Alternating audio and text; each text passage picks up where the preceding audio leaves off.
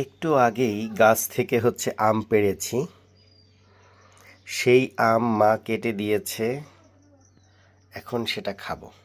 গাছ পাকা আম দেখেন, এতটা এতটা টসটসে দেখতে।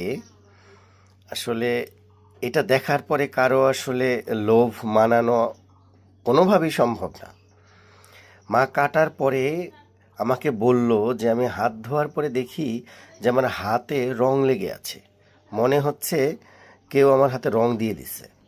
তার মানে এই আমটা এতটা ফ্রেশ এবং এতটা রসালো, এতটা জুসি যে এর কাটার সময় এর যে ন্যাচারাল রং সেটা হাতে লেগে গেছে। এটা যে কি পরিমাণ টেস্টি, সত্যিকার অর্থে খেতেও যে কি পরিমাণ টেস্টি, এটা আপনাদের আমি মুখের ভাষায় বলে বোঝাতে পারবো না। নিজে খেয়েছি এবং খাচ্ছি, এবং অনেক মজা করেই খাচ্ছি।